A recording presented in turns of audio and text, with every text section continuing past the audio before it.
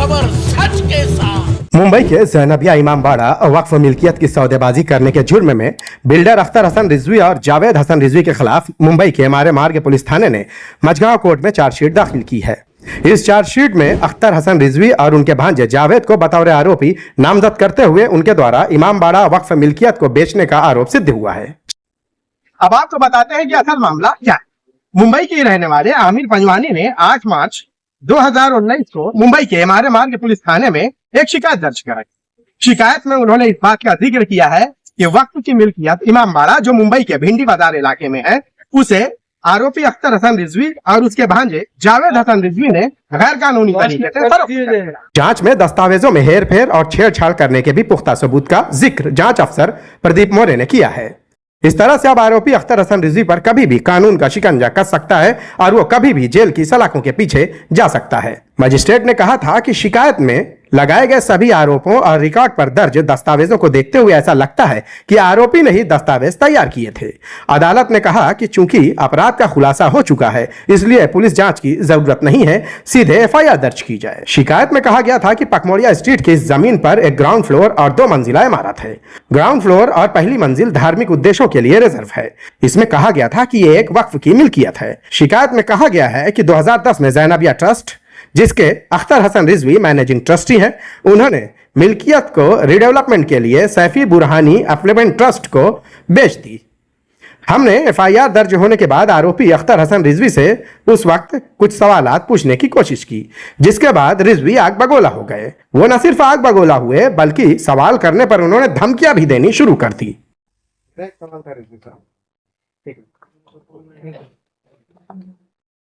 जैनबिया trust को लेकर आपके खिलाफ हमारे मार्ग में एफआईआर दर्ज हुई थी। ये वक्फ लैंड की, इसको लेकर मैं आपसे जानना चाहता हूँ, आपका क्या रिएक्शन है इसमें?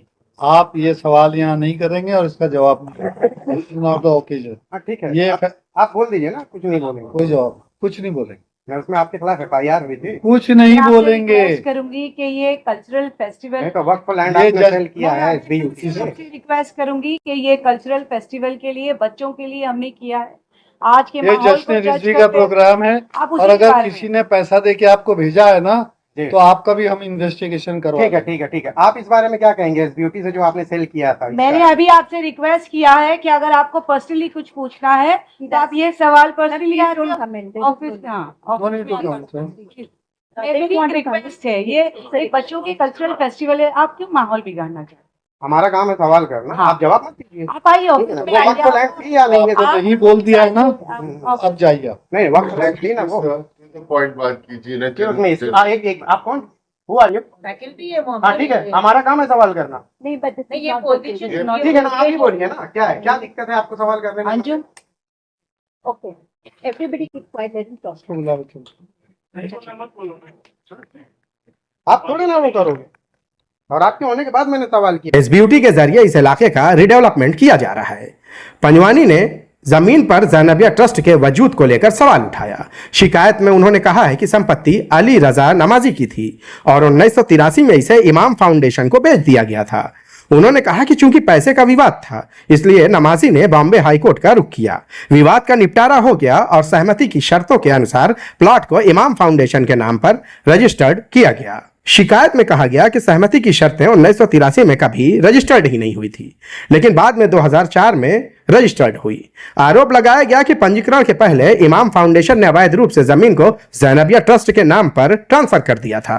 जाली दस्तावेजों का जिक्र करते हुए शिकायत में कहा गया कि भूमि हस्तांतरण के लिए सिटी सर्वे को दिए गए आवेदन में अख्तर हसन ने सहमति डिग्री की मूल प्रमाणित प्रति प्रस्तुत की, लेकिन उस पर कोई मुहर या दस्तखत नहीं थे।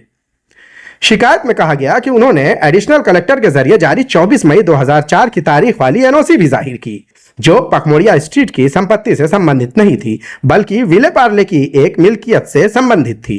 शिकायत में कहा गया कि अख्तर हसन रिजवी ने जाली सरकारी दस्तावेज तैयार करके अधिकारियों को सौंपे थे।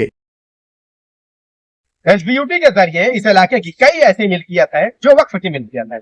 बावजूद इसके उस मिल्कियत को न सिर्फ खरीदा गया बल्कि उस पर रिडेवलपमेंट का भी काम जारी है। हालांकि कई मामलों की सुनवाई वक्फ बोर्ड में चल रही है।